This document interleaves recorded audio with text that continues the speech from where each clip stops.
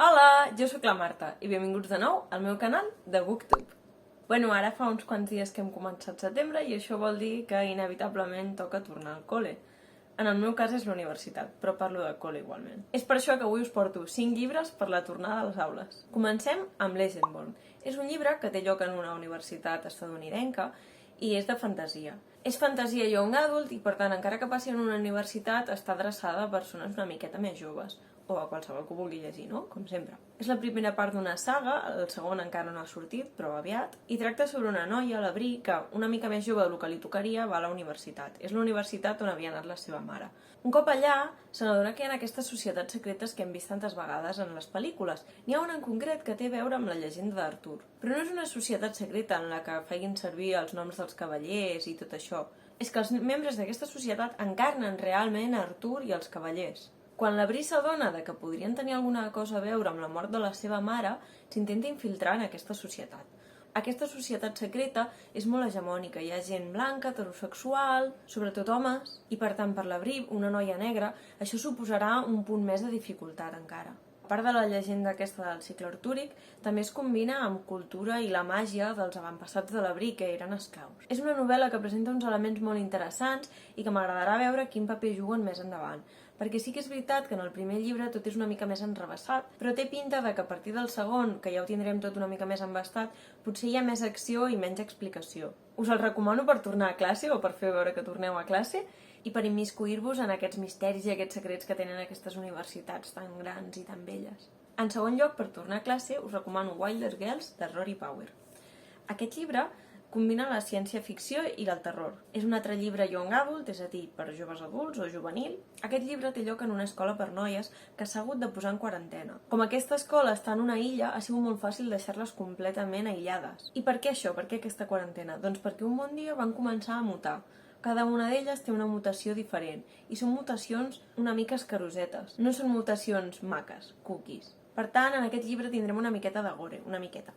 Sobretot quan tenen brots, perquè és quan aquestes transformacions es fan més severes i aquestes noies es van transformar en una cosa que cada vegada és menys humana. És una història molt fosca, tothom és molt despietat, s'ha de mantenir a ratlla aquesta cosa que està passant, que no se sap si és un virus, si és contagiós o què passa, i és igual que siguin noies joves. Ningú pot sortir i les normes són molt estrictes, perquè els aliments estan racionats. Principalment seguim a 3 noies que eren com superamigues i quan una d'elles desapareix, doncs les altres es disposen a saltar-se totes aquestes normes tan estrictes que hi ha per saber què li ha passat i també per desvelar una mica quin és el misteri que hi ha en aquesta illa i per què estan en quarantena, d'on han sortit totes aquestes mutacions. Si us soleu frustrar quan un final no és gaire clar, no us llegiu aquest llibre perquè té un final molt ambigu. Personalment trobo que posa fi a totes les trames, però és veritat que et deixa moltes preguntes. Aquest us el recomano si no heu de tornar a classe, perquè si llegiu això i heu de tornar a classe potser no us vindrà gaire de gust. Ara us parlaré d'un dels llibres més estranys que he llegit en la meva vida. És Bunny, de Mona Awad. Aquesta novel·la té lloc en una universitat i ja va dirigida a públic adult, igual que els 2 llibres que falten. És un llibre molt surrealista. Seguim a la Samantha, que és una noia que pren part en un programa com superexclusiu d'una universitat superexclusiva i elitista, i és un programa per fer uns tallers d'escriptura. La Samantha és una outsider, tot li sembla ridícul, tot és molt comercial per ella, i just a la seva classe hi ha un grup de noies que entre elles es diuen Bunny, és a dir, conillet. És un grup de noies molt raretes que sembla que comparteixen un sol cervell i que pensen sempre el mateix. I a la Samantha, òbviament, això li posa els pèls de punta. Un dia, però, la conviden a una de les seves quedades i, mica en mica, la Samantha s'anirà barrejant amb aquest grup i anirà comprenent aquesta personalitat col·lectiva que tenen elles de Bunny.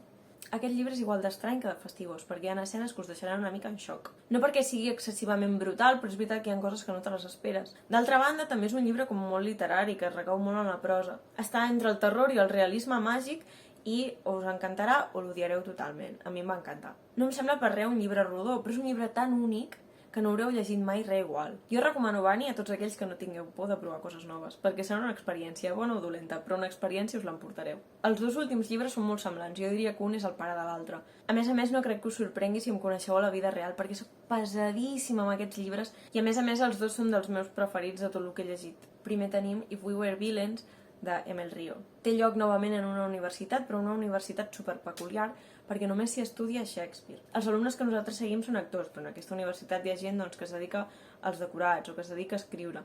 Els nostres protagonistes són actors i només interpreten obres de Shakespeare. Seguirem una doble línia temporal del passat i el que està passant ara. Sabem des del principi que un d'ells ha mort i que un d'ells ho va pagar amb pena de presó. Però el dia que el condemnat és posat en llibertat, el policia que ho va investigar vol saber ben bé què va passar, perquè no es va quedar mai tranquil d'haver-ho entès. En aquest llibre, sobretot, el que s'explora són els rols i els papers que aquests personatges tenen en les obres i també en el seu grup d'amics, i com aquesta subversió dels rols fa que tot se'n vagi en orris. Un petit canvi en qui interpretarà cada paper fa que es modifiqui del tot aquesta estructura d'aquest grup d'amics. És un llibre superfosc, molt pertorbador, amb un ambient que és quasi bé dens, que el pots tallar, la tensió es talla, i és un dels llibres que sempre es menciona quan es parla del Dark Academia. Si no sabeu què és el Dark Academia, us deixo un article a baix que m'ha semblat que ho explicava prou bé, però bàsicament és una estètica, però també en els llibres són com uns temes recurrents, que és l'amor per l'estudi, l'ambició, personatges que són desagradables o que no pots estar d'acord amb les decisions que prenen,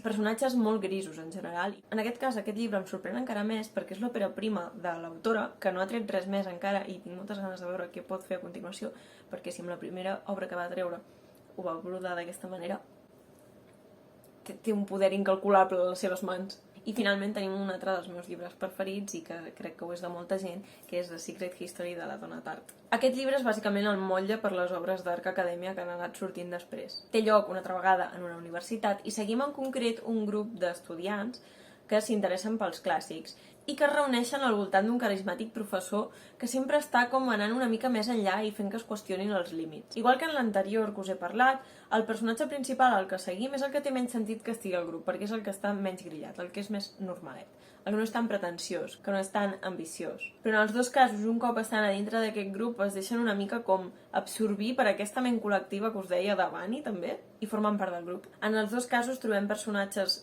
joves que acaben d'entrar en l'adultesa i que són superpretensiosos, que encara no han vist la vida però es pensen que ho saben tot. Us sona d'algú? Els personatges també prenen decisions superqüestionables, però és que és impossible no acabar justificant totes les accions que fan. En definitiva, aquest llibre m'encanta, igual que l'anterior, i fins i tot hi vaig posar pòstits. Jo sol prescindir de marcar coses als llibres, no perquè em sembli una blasfèmia o d'heretges, però com que em fa una miqueta de mandra.